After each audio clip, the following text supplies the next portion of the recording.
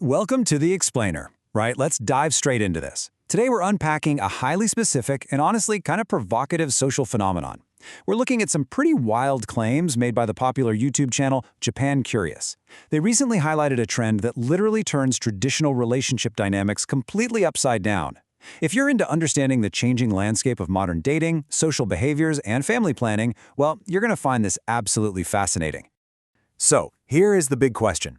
Why are some women in Japan exclusively seeking out foreign men? Actually, the really interesting part there is the word exclusively, right? Because we're not talking about your everyday international dating or, cultural exchange. The source material outlines a super targeted search where the partner's background is the single most defining criteria. But as you're about to see, the end goal, it's definitely not what you'd expect when you hear the word dating. Section 1. A shocking Japanese trend. According to Japan Curious, this is a trend most people have probably never even heard of before. We're talking about incredibly niche social behavior that completely bypasses the standard, romance and courtship playbook. Because here's the crucial point. The goal is just to have mixed babies. Just let that sink in for a second. The claim being made is that these specific women are seeking out foreign men solely to procreate. That is the beginning, the middle, and the absolute end of the whole shebang. It completely strips away all those usual layers of partnership, mutual interest, or shared lives, basically reducing the whole interaction down to genetics and unilateral family building. Moving on to Section 2. The first date ultimatum. So how do these interactions actually play out in the real world? Like, how do you even communicate a goal that specific? Well, according to the source video, it is incredibly blunt. Let's deconstruct the encounter based on the claims. The rules are pretty absolute. 1. No relationship desired. 2. Zero interest in the man's culture. And 3. It is purely about the baby. Normally with international dating, there's at least some fascination with the other person's background or language, right?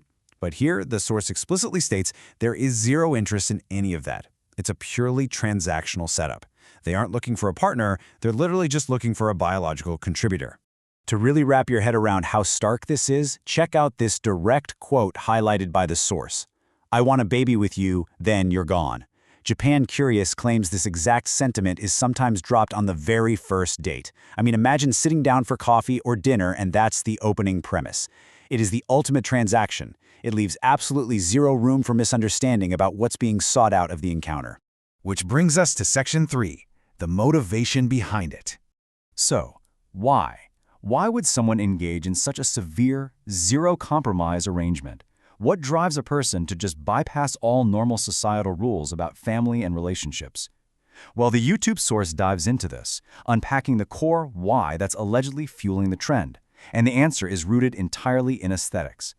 The stated belief driving all of this is that half Japanese children are more beautiful. That's it. That's the core motivation.